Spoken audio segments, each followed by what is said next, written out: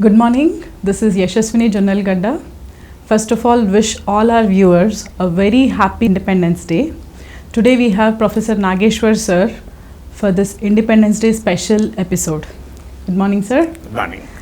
So today we are going to discuss, the past 77 years history of India. So my first question would be, how has India's GDP growth rate evolved over the past 77 years? Well, obviously, any economy over a period of time obviously grows. So, notwithstanding the political upheavals, notwithstanding the economic challenges, a country's GDP normally grows unless there is a war or civil war or famine. So, obviously, India's economic growth also witnessed a change over a period of time.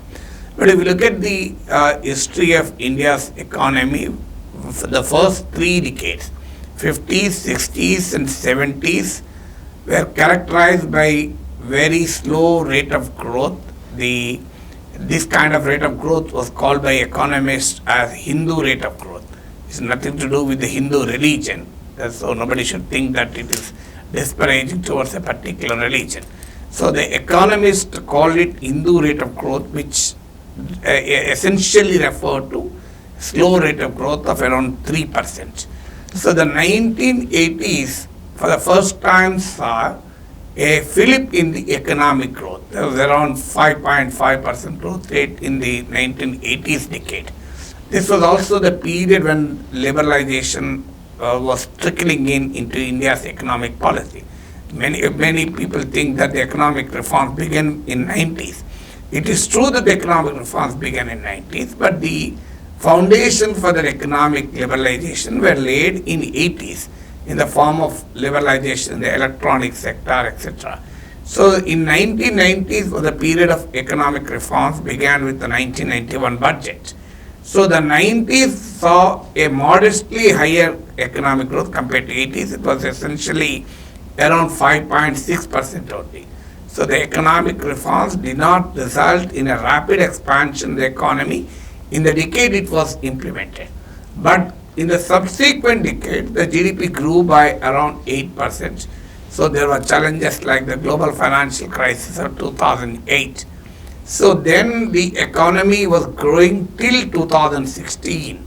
So even after 2014, the change in the government, the economy still registered a fairly higher growth of rate. Okay. But interestingly enough, even after the global financial crisis of 2008, Indian economy still picked up in the next couple of years itself. In 2009 and 10 and 2010-11, India registered a fairly higher growth of rate. But the problem started with the 2016. We see deceleration in India's economic growth starting with the demonetization. Because demonetization has led to the devastating impact on the informal sector, unorganized sector, cash-rich sectors like agriculture, petty trade, petty businesses. So therefore there has been a steep fall in the rate of growth of economy, and the GST implementation has again impacted the informal businesses, and then came the pandemic in 2020. So the 3 developments, demonetization, GST, and again the pandemic, have led to a continuous decline in economic growth. That is the reason since 2016, we hardly have around 5% rate of growth. So there are signs of a revival now, but still it is around 7% only. The latest budget also says next fiscal it will be below 7% itself. Right. So, do you think that India has managed poverty reduction since 1947? Well, there has been a reduction in poverty. Nobody can say that there was no reduction in poverty. If you look at our own surroundings, you will find a rapid reduction in poverty, rapid reduction in hunger, incidence of hunger, and rapid reduction in the alarmingly low levels of health scenario. So there is substantial improvement in each sector. Nobody can deny that. But the point is how much and how far and what India has achieved and what India could have achieved. That is the fundamental difference. We look at compare with India with China. Well, this comparison immediately people think that it is denigrating India. Not at all. A true patriot will understand our own problems and try to overcome them. Not just not just we talking about ourselves. The world will look at ourselves. Right. Look at 1947, India became independent. 1949, China became independent. 2 years later.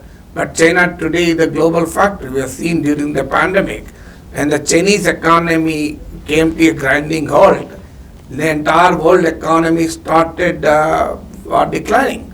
So even today, for over 70% of our pharmaceutical raw material and intermediate is called active pharmaceutical ingredients, we import from China. We still import our several of electronics industry components from China. So recently in the economic survey, the Modi government itself wanted a massive impetus to the FDI from China. Earlier we talked about boycott China, etc., etc. Right. But today this economic survey and budget talks of inviting FDI from China because we cannot decouple from China. The world, even America, is not in a position to decouple from China. It's only talking about de-risking from China. So compared to China, why are we lagging behind? So that is the fundamental question. We could have also become a global factory. Similarly, in certain aspects of social development, in human development, like literacy, like malnutrition, like incident of diseases, we still lag behind many countries. We have achieved substantial progress, no doubt about it. But still, there is if we compare it with our achievements in other areas, I'll simply give one example.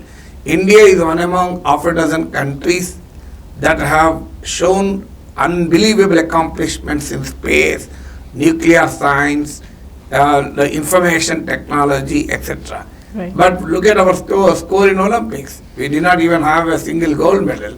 We had to come back with 6 medals, whereas China could challenge the United States and stood at the world number 2 in the medal tally and equaled the US gold medal tally also. So why can't we achieve this? Well, it is not the problem of democracy. Many people wrongly assume that democracy, because there is democracy in India, we have not achieved. Amartya Sen has provided documented evidence to suggest that democracy is not a disincentive.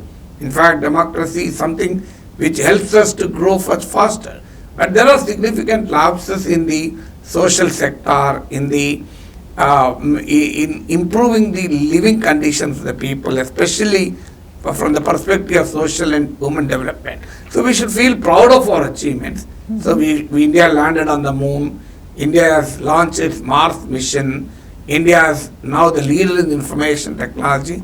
But unfortunately, India is still the home for world's largest illiterate population too. So this is something which cannot accept it. Right. So just now we spoke about Olympics. So do you think that in India we have education system, we have more preference on education compared to sports? How can we improve on this? Well, there are problems in it. In fact, unfortunately, our education system talks about integrating physical education, but it's not yet been done. Right. So there is a mindset among the parents, among the especially parents, that academics and sports are mutually exclusive. But more than that, there are other issues also. The issues, the way our sports federations are run. Right. For example, Vinesh Fogart was supposed to practice for at least 2 years when she moves from 53 kg category to 50 kg category. But unfortunately, she has to fight Brijbhushan Sharan Singh for 140 days on the roads. Instead of practicing wrestling, she was practicing protesting. So that is the state of our sports. And not only that, the kind of policy lapses also. For example, Gujarat has sent only 2 athletes to the Paris Olympics, but it got over 400 crores under Khelo India. Whereas Punjab and Haryana, that has sent 43 out of 117 athletes to Paris, got abominably much lower level than what Gujarat has got, what Uttar Pradesh has got. So we have the problems of policy discrimination against certain states, policy in favor of certain states. Uttar Pradesh and Gujarat are the two states which walked away with the maximum funds under the Khelo India program. Whereas states like Punjab and states like Haryana, which contribute the largest contingent of players to Olympics, did not get the what they deserve. So there are several issues that contribute that, but certainly a country with 140 crore population, that too after 77 years, we cannot wait for a single gold medal with so much of enthusiasm and anxiety, but still was disappointed when Neeraj Chopra could not make it to gold once again, or when Vinesh Fogart was disqualified. Right. So, moving on to the status of women post-independence.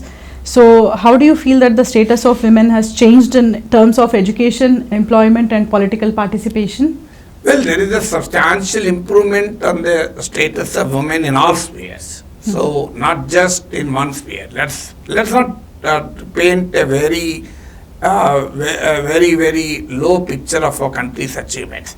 India has made stupendous success in many spheres of life. So there's no doubt about it.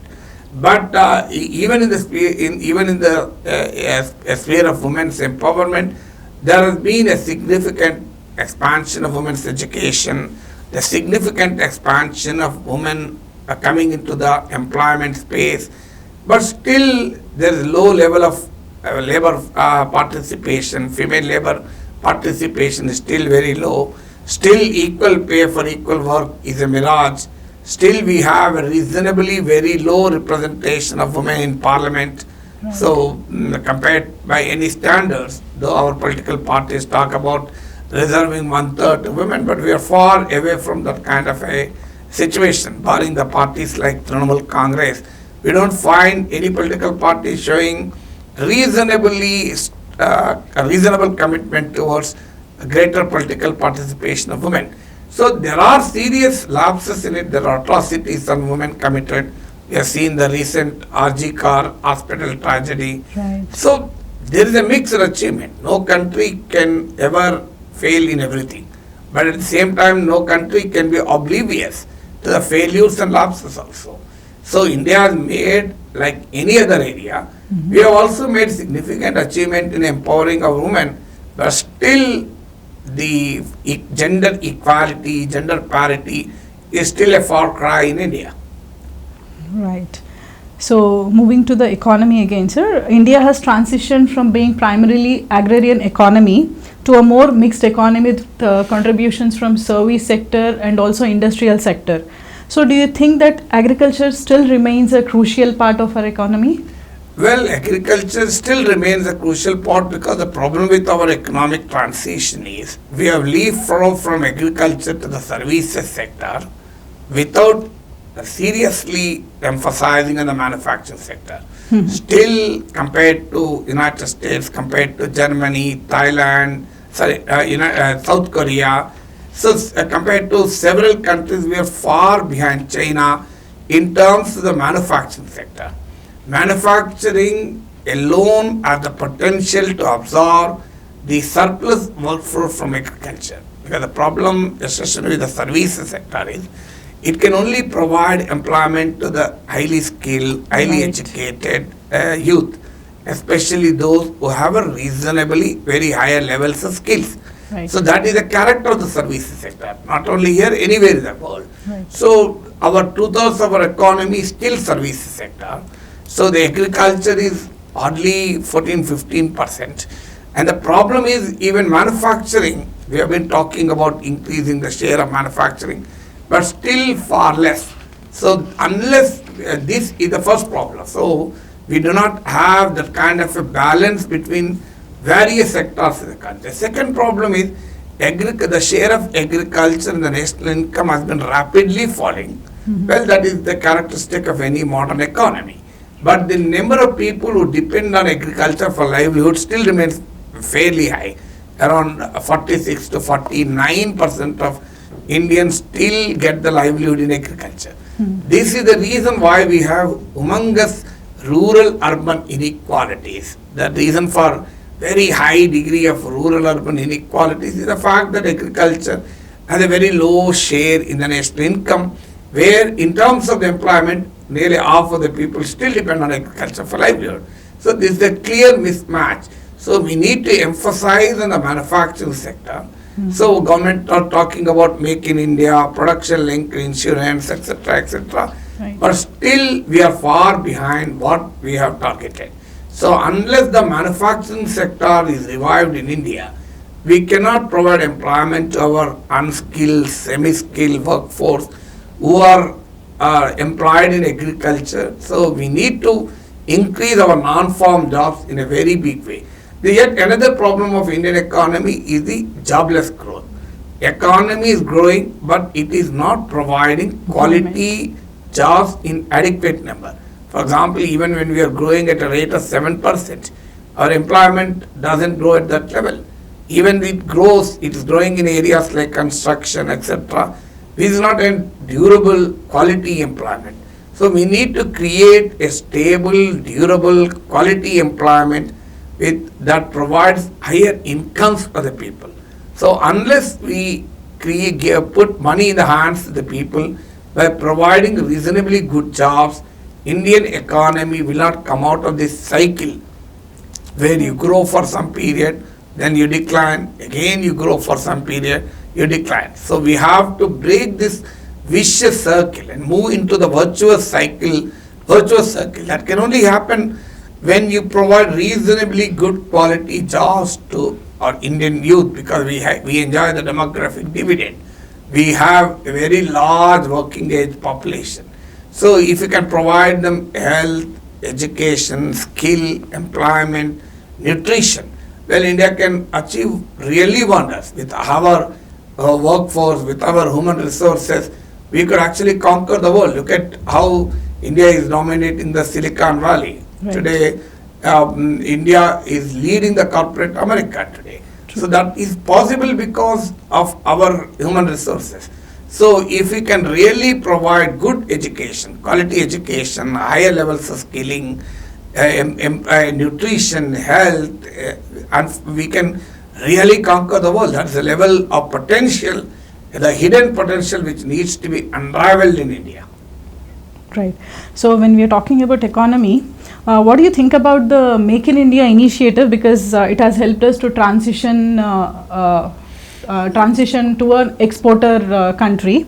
So how do you perceive this shift, and what are its implications for India's economy and global trade position? Well, Make in India is a good initiative, there's no doubt about it. But the point is, what did we achieve?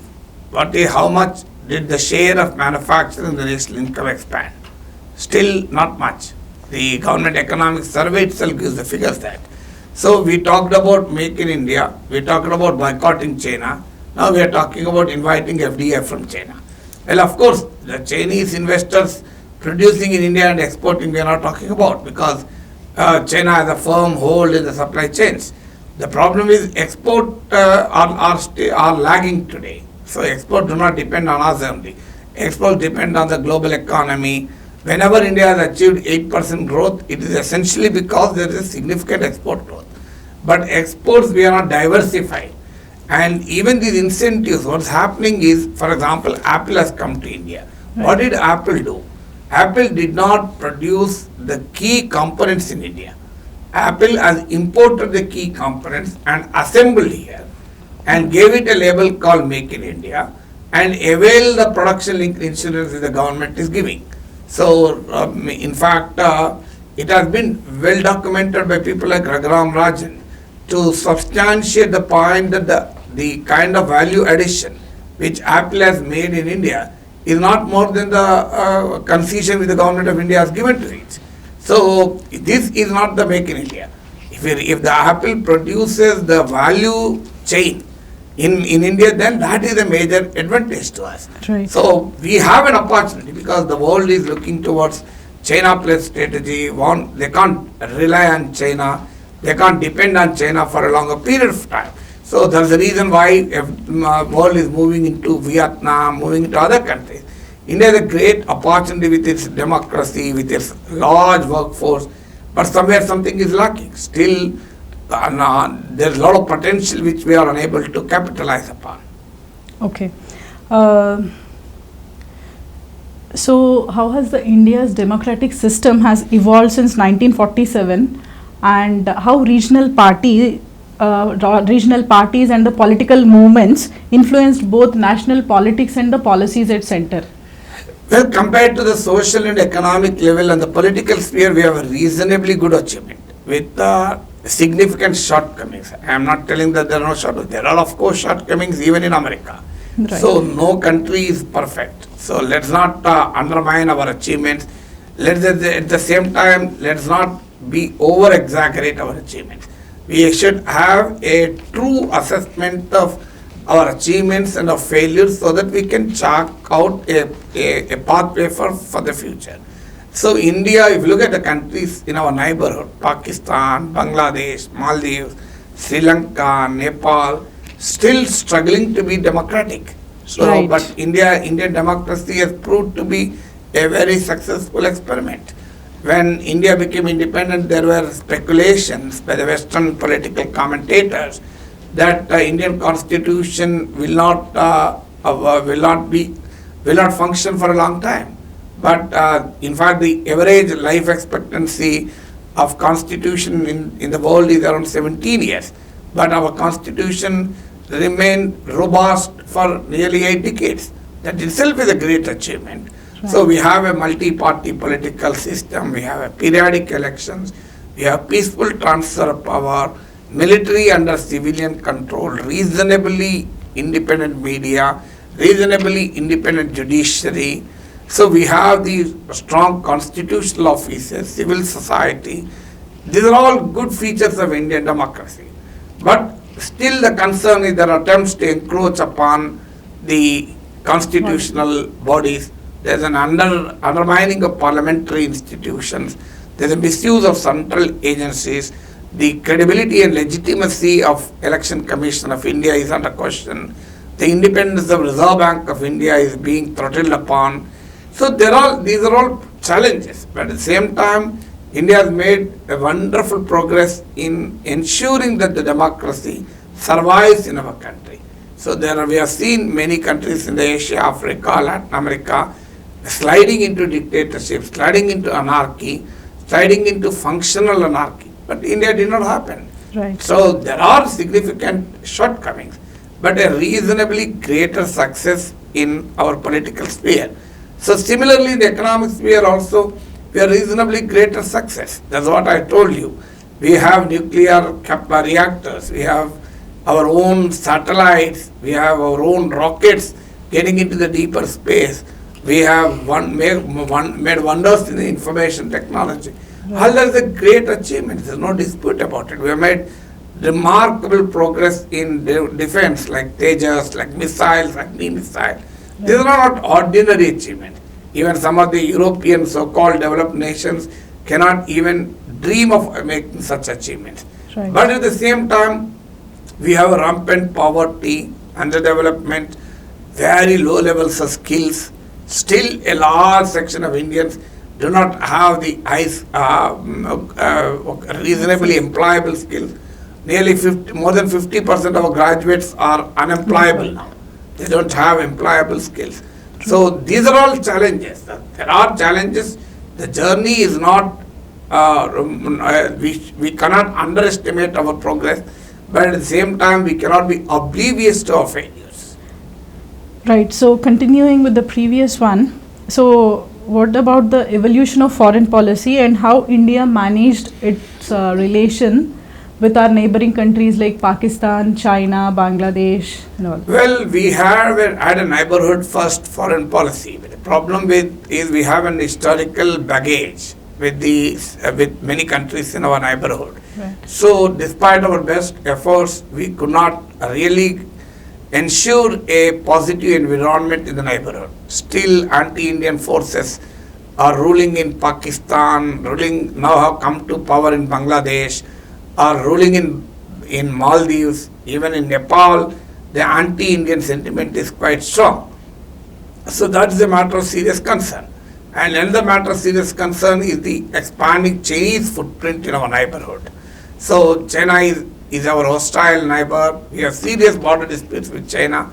So the rising China poses a challenge to us. But at the same time, we could successfully balance between the United States and Russia. This is evident from our Ukraine policy. This is evident from our policy towards Iran in the recent past. Right. So there are challenges in navigating a foreign policy in the post-Cold War period. But we have done it with a reasonable success. But we have a legacy issues in the neighborhood. So India has moved more closer to United States in the post-Cold War period. But at the same time, we have maintained a reasonable levels of strategic autonomy, evident from our policy on Ukraine, policy on other aspects. So this is a time for us to assert ourselves an independent foreign policy which is driven by the national interest rather than somebody's agenda. If Americans have an agenda to stifle China, well, we have the interest to ensure that China will not encroach upon us. But that doesn't mean we will be a stooge in the hands of the United States to tackle somebody else. Tomorrow US may change its own policy. Who knows? Right. So we have to be independent of US, independent of China, independent of Russia. We need to have our own policy where it matters. Where, for example, on the question of Ukraine, we did not side with the United States. But in terms of dealing with China, we may have a soft corner towards the United States. But ultimately, the grounding, the firm ground should be, and our national interests should drive our foreign policy. Right. So moving again to the domestic one. So what has been the impact of this IT revolution on India's economy, and how has this affected urbanization and globalization? Well, information technology, we are certainly the leaders because we have our own advantage. We have Indian civilizational advantage in terms of very strong in logic, in mathematics. So India has an historical roots on that. India discovered zero. India discovered the decimal system. So we have the civilizational roots in that. And we have the British colonial legacy made us conversant with English, which the Chinese or Japanese do not have. So we have the young human resources who are ready to work hard. So these are all things which gave us an advantage in the information technology. But the problem still is we are still in providing the world's back office. We need to move on the value chain, provide high innovative solutions in the field of information technology rather than offering the outsourcing services. Well, initially we might have done, but we had to move away from. So why can't have an Indian Google? Why can't we have an Indian Microsoft? Why should we still feel happy working for the Google and Microsoft? So the time has come for us to move up on the ladder of the value chain of information technology. That's number one. Number two, we have reasonably better adoption of IT in our daily lives also. The classic example is our online payment system. Even some of the European countries were surprised at our UPI. France, for example, was surprised. Still, the digital payment system, the digital ecosystem, we have fairly been successful in it. So it's a great experience for us. But the problem again is we have the digital divide. So still rural, urban, rich, poor, men, women, age, etc. That kind of a digital divide we have to overcome. We still have a large digital illiteracy which we have to overcome. And the most significant thing is we have to provide higher levels of innovation in the information technology to retain our edge at lead in the world of IT. Right.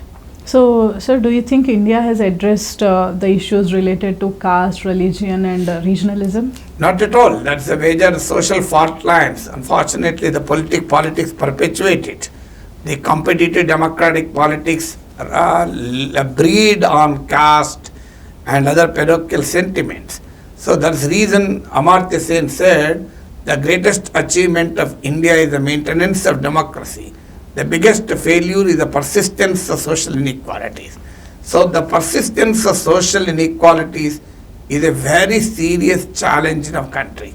We may try to gloss over it, but the caste remains a big stumbling block in our social and economic progress. We have a huge regional divide, the north-south divide. We have southern states and western states reasonably well placed, whereas the northern and eastern parts of the country is still underdeveloped. So we have the caste region. The biggest challenge is the communal forces. Wherever the communal challenge the country faces, then the country gets into much more difficulty. We have seen across the world why Pakistan is boiling every day. Right. So a country, the economic development of the country is reasonably dependent on the social ethos of the country. So we need to build a robust, secular, democratic India to achieve higher levels of economic growth. So India is a diverse nation. So India, the plurality and diversity have to be preserved. Look at a country like Bangladesh, what kind of problem it is facing, essentially because the plurality and diversity of these countries have been rudely shaken by the fundamentalist forces. Right. So wherever the United States, despite such a great scientific, technological and economic progress, is unable to come out of the racial divide. Even today Trump talks about Kamala Harris not in terms of policies, but in terms of whether she is Indian or Afro-American or Indian-American. So these are ethnic, caste, communal, religious, social fault lines make the economic progress a challenge, big challenge. We need to overcome them in a very serious manner. So what are the major public health achievements since 1947? Well, we have achieved near universal immunization with some exceptions. So we have seriously made an effort in conquering the communicable diseases. So polio has been eradicated.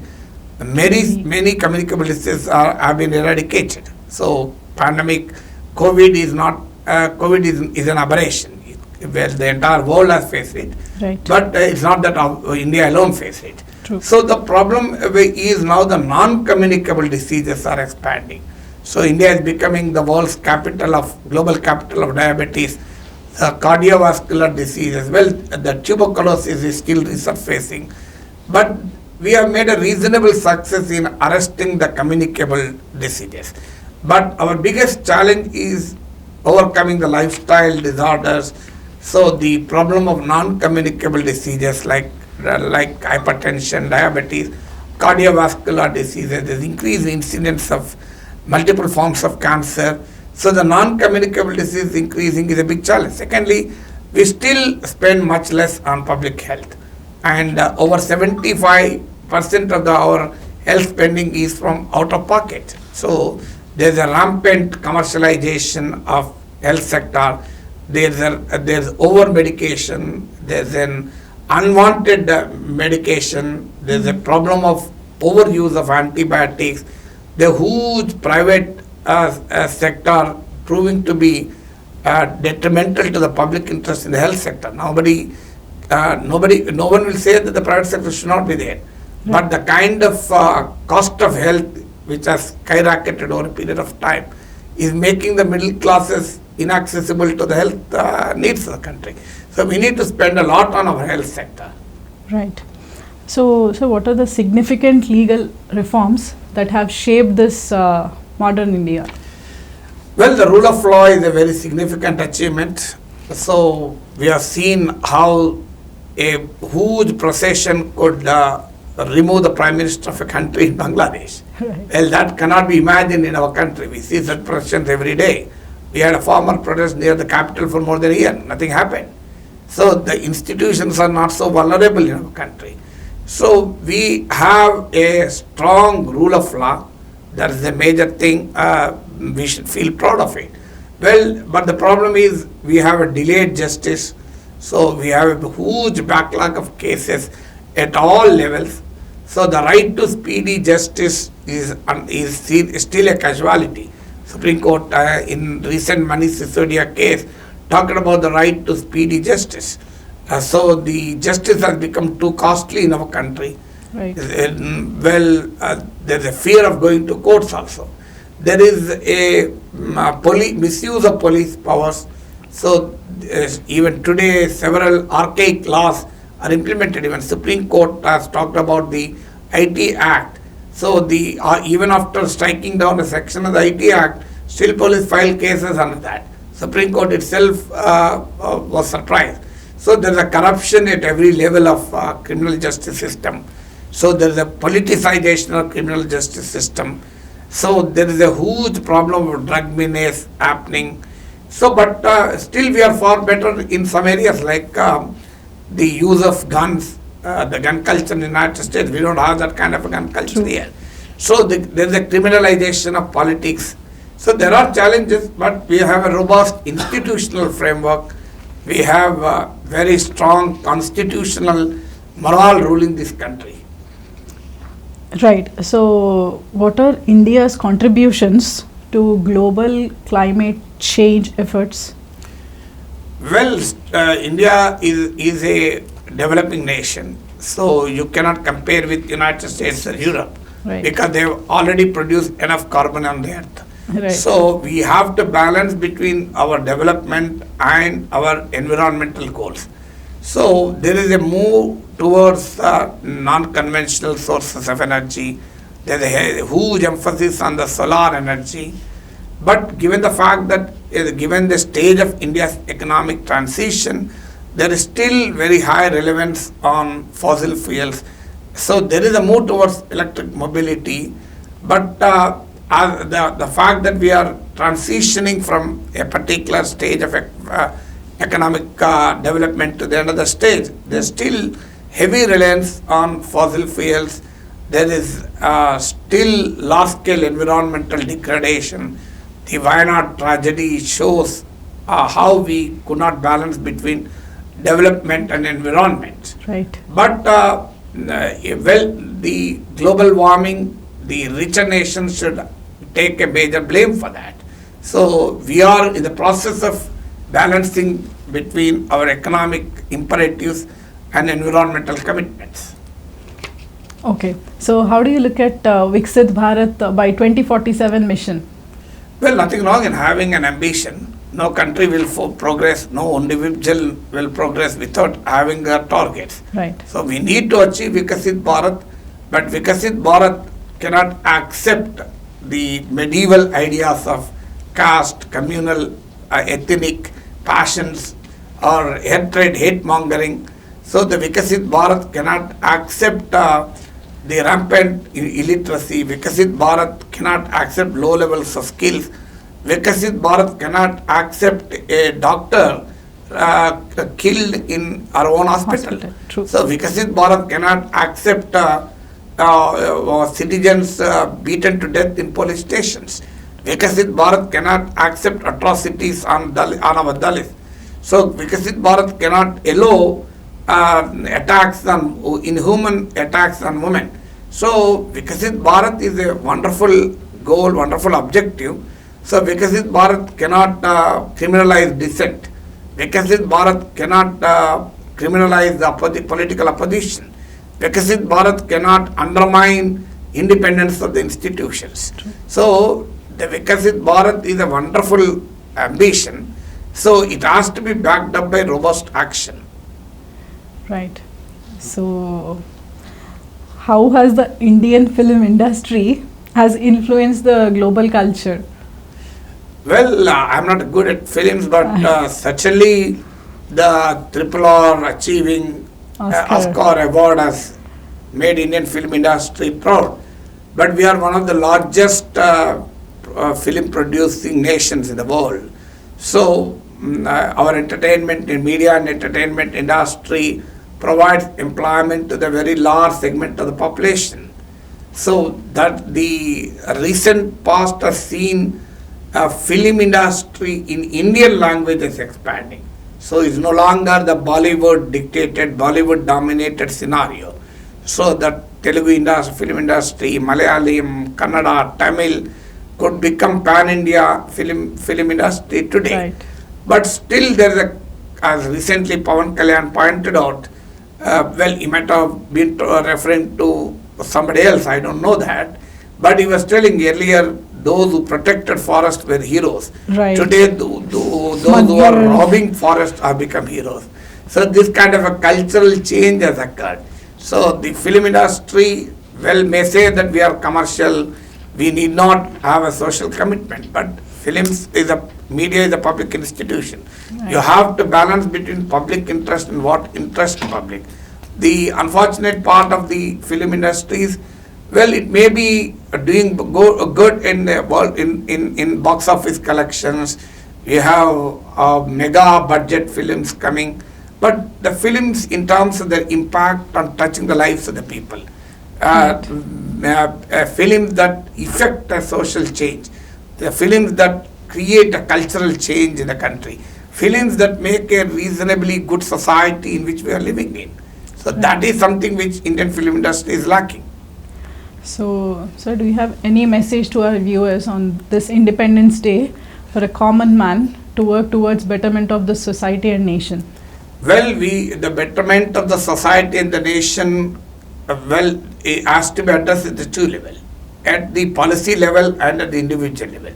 So at the individual level, you need to be committed to your own profession, your own community, so grow beyond, live beyond the parochial social fault lines.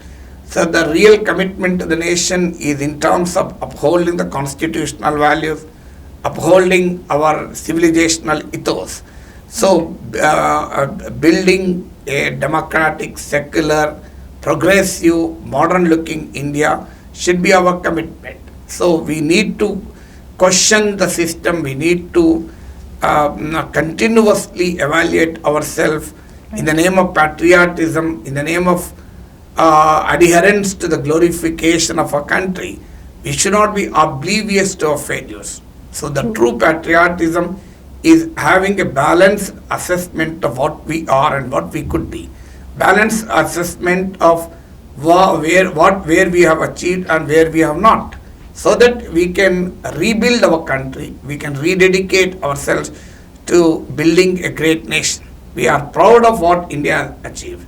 At the same time, we cannot be oblivious to our shortcomings.